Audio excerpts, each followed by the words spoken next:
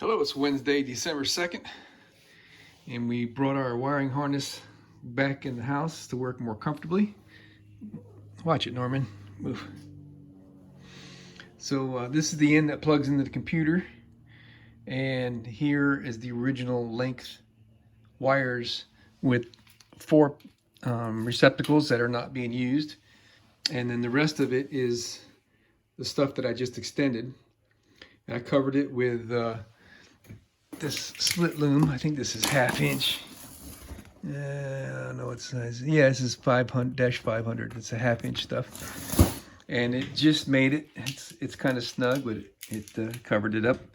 Put a little tape on the ends so it won't unfurl itself. And so today, what I'd like to do is get that panel on the dashboard cut out to receive for these switches, and get all this stuff finally installed. And that'll be very inspirational. I'm very much looking forward to seeing that. All right, so this is the panel that goes on the right side of the steering wheel. It's over on it's upside down right now. The painted side is down. I removed one of these switches from the left side of like the headlight switch or something, and I got measurements, the width and the length of the opening, rather than trying to guess. So I'm just going to line these guys up here and figure out. Also, I installed this, and I used a Sharpie, and I traced out the area where there's overlap, and that's what this black line is right now. So as long as I stay within the black lines there, everything's going to fit perfectly fine.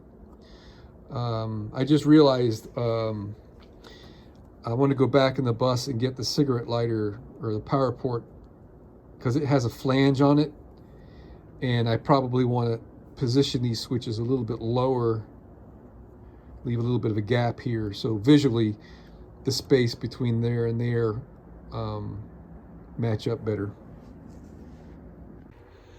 All right, so when I went back in the bus just now to get the power port, I realized that I also need to consider the front edge of this to not interfere with the bottom of the switches. And it works out fine that that line,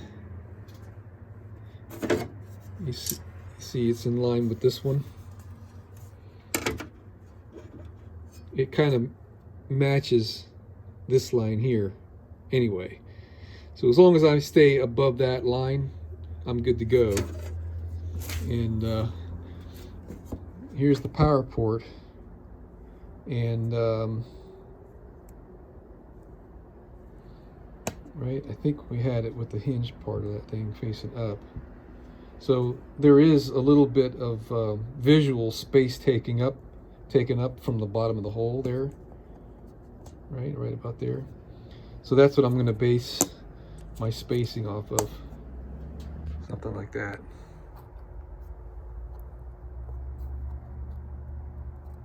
Probably right about there. You know, had I realized what I was going to do here, I might have put these a little bit closer here, but that's fine. All right, I don't know how well my scribe marks are showing up here on the camera, but I got my 1, 2, 3, 4 switches scribed onto there. I've got this piece of aluminum lined up on my sacrificial table here, on this straight edge. Now something I noticed, I probably should have lined up everything on this side, because this side has a little bit of an angle to it, but it's just the tiniest little bit.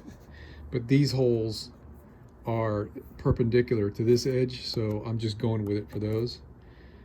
So now the next step is going to be, I need to locate one of these corners.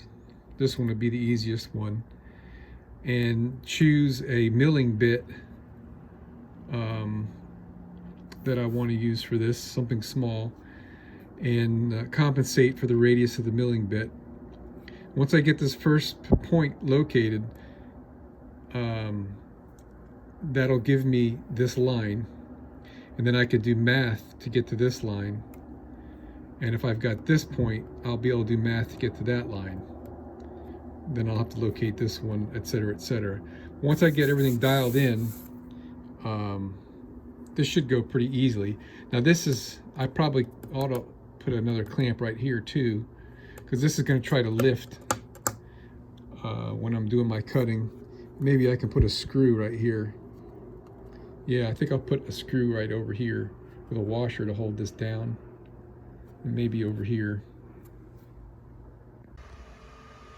Well, that should be really close to perfect. Let's get that thing out of there and measure it and file out the corners and move on. All right, well, that paint will be dry tomorrow.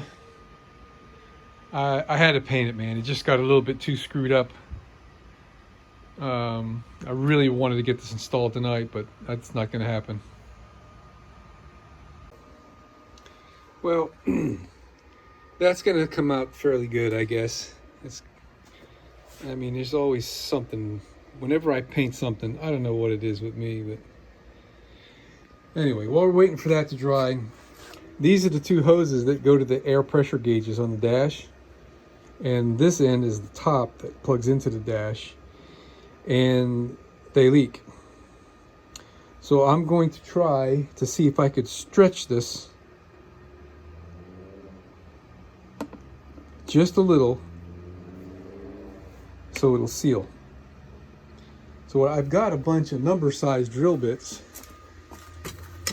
So all I gotta do is find one of these that fits in there just right, and then the next size up.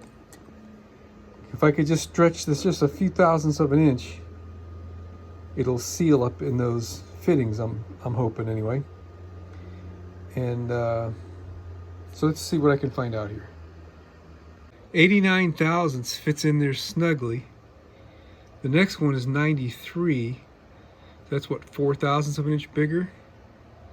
And with this one, 96. I think I'm going to try to use the 96. May have to start with that one. So I went to the grinder and I kind of rounded off the edge a little bit and then wire brushed it smooth. So what I'm thinking, if I use my hot air gun and heat that stuff up, it might soften. If I could jam this in there while it's hot and then cool it down, it might hold its shape, or I might ruin it. But this stuff's got to be cheap enough, so I'm going to give it a shot. All right, we worked our way up to 104 thousandths. So we're making progress here. See if I can do this with one hand.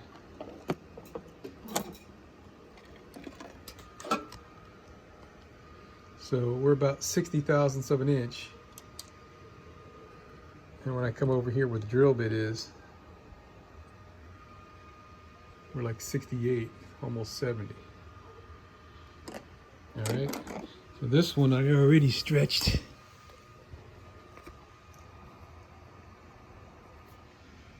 So we're at 65-ish. Let me keep playing with it.